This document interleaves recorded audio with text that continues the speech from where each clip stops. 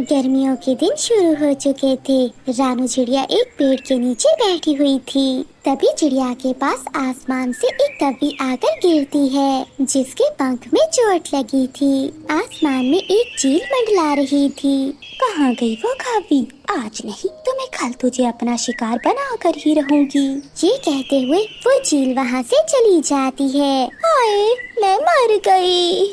अरे कव्वी बहन, ये आपको चोट कैसे लगी? वो दुष्ट चील ने मुझ पर हमला किया है। हाय मेरा पंख टूट गया है। कव्वी बहन, वो चील तो अब चली गई है। आपका नाम क्या है? मेरा नाम गौरी है, गौरी कव्वी। गौरी कव्वी, आपका नाम तो बहुत सुंदर है। चलिए आप मेरे साथ मेरे घर चलिए। जब तक आप ठीक नहीं हो जाती, आप कहीं नहीं जा सकती। क्या सच में चिड़िया? हाँ गौरी, मैं और मेरी मामा आपका बहुत अच्छे से ख्याल रखेंगे।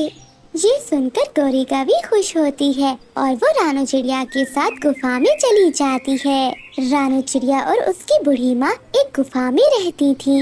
रानू चिड़िया की माँ एक पत्थर के पास बैठी हुई थी, जो दिखने में बहुत सुंदर था। रानू बेटी, ये कव्वी कौन है और इसके पंख पर तो चोट आई हुई है? माँ जी, मेरा नाम गौरी है।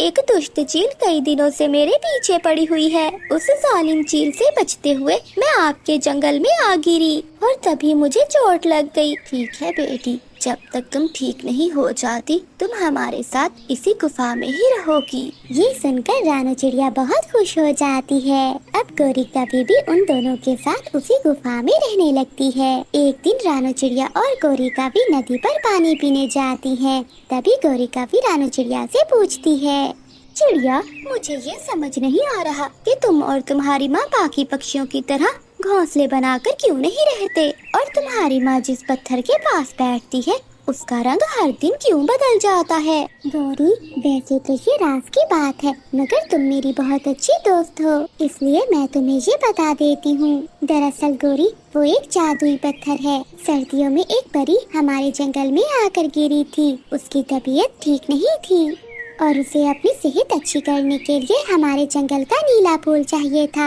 इसलिए हम सब पक्षियों ने मिलकर हर रोज उसे नीला फूल खिलाया था। वो परी कुछ ही दिनों में ठीक हो गई थी, मगर चाहते हुए उसने हमें ये पत्थर दिया था और कहा था कि गर्मियों के दिनों में ये हर रोज पत्थर एक नया रंग बदलेगा और जब ये पत्थर हरे रंग का हो जाएगा तो हमें तालाब के पास टीले पर इसे रख देना होगा। इसके बाद सूरज की किरणें इस पत्थर पर पड़ते ही जंगल का तापमान बदल जाएगा और ठंडी हवाएं चलेंगी और धूप की तपिश भी कम हो जाएगी। अरे वाह चिड़िया, ये तो बहुत कीमती पत्थर है। हाँ गौरी, इसकी रक्षा के लिए ही तो मैं और मेरी माँ गुफा के अंदर रहते हैं। अगर इस पत्थर को किसी ने खा लिया तो वो बहुत शक्तिशाली हो जाएगा। अगर हम सब इसको सबकी भलाई के लिए इस्तेमाल करना चाहते हैं, इसलिए हम इसे टीले पर ही रखेंगे। चिड़िया बहन, अगर किसी ने इसे टीले से चुराने की कोशिश की तो? गौरी, अगर हम इसे एक बार वहाँ रख देंगे तो ये हमेशा के लिए वही चिपक जाएगा। चिड़िया बहन, ये तो बहुत अच्छा काम है। आज से मैं भी इस पत्थर की रक्षा करूँगी। रात हो जाती है और वो तीनों गुफा के अंदर सो जाती हैं। रात को पत्थर का रंग भी हरा हो जाता है।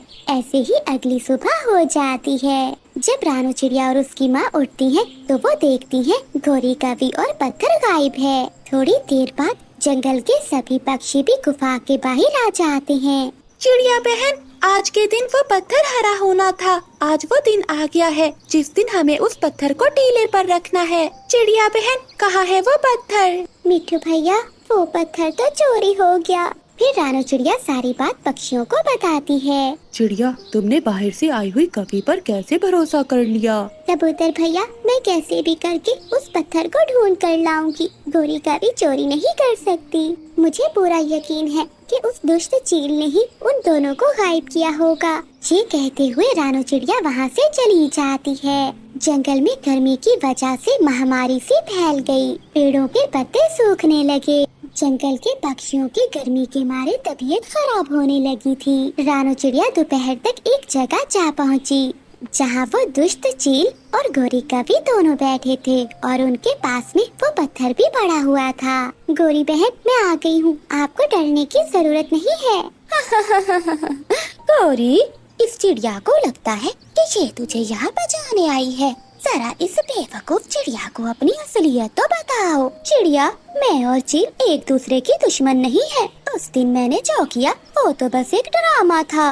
मुझे तो अपनी तबीयत खराब होने का नाटक करना था और तुम्हारे घर में घुसना था ताकि मैं वो पत्थर चुरा कर चील को दे सकूं। इसका मतलब है जंगल के पक्षी ठीक कह रहे थे, तुम एक धोखेबाज हो। डोरी, ये तुमने ठीक नहीं किया। बस बहुत हो गया ड्रामा। फिर दुष्ट चील रानू चिड़िया पर हमला करती है और उसे एक रस्सी से बांध देती है। कोरी, इसे रोको, हमारे जंगल के पक्षी गर्मी से बहुत परेशान हैं। अगर ये पत्थर उस टीले पर ना पहुंचा तो जंगल के पक्षी मर जाएंगे।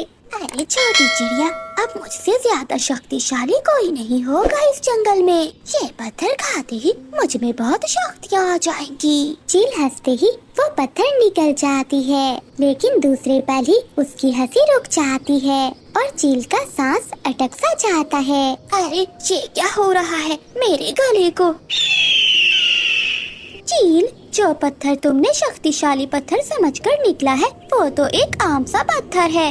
रानू चिड़िया हैरानी से गोरी कवि को देखने लगती है। चील, तुम्हारे कहने पर मैंने वो पत्थर चुरा तो लिया था, मगर मुझे बाद में एहसास हुआ कि जिन पक्षियों ने मेरा इतना ध्यान रखा और सब वो मुझसे कितना प्यार करते हैं, उनके साथ धोखा करना अच्छा नहीं होगा। इसलिए मैंने हरा पत्थर ढूंढा और तुम्हें दे दिया। ये सुनकर चील के गुस्से का ठिकाना नहीं था, मगर चील के गले में तो पत्थर फंस चुका था, जिसकी वजह से उसे बहुत तकलीफ हो रही थी। थोड़ी देर तक चीखने चिल्लाने के बाद वो दुष्ट चील गिरकर मर जाती है। फिर गोरी कवि रानू चिड़िया को रस्सियों से आजाद कर देती है। दूसरी ओर जंगल के सभी पक्षी तालाब के पास जमा थे। तालाब का पानी बहुत गर्म था। कई पक्षी आसपास बीमार हुए पड़े थे। जब सभी पक्षियों ने रानू चिड़िया और गोरी कवि को आते देखा तो वो सब बहुत खुश हो जाते हैं। फिर रानू चिड़िया जादुई पत्थर को एक टीले पर रख देती है। पत्थर को रखते ही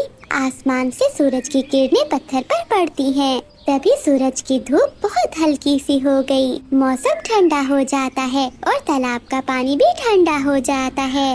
ये देखकर सभी पक्षी बहुत खुश हो जाते हैं। पक्षियों, आज गोरी की वजह से ये पत्थर हमें वापस मिला है, वरना वो दुष्ट चील इसे खाकर जंगल की शक्तिशाली चील बन जाती।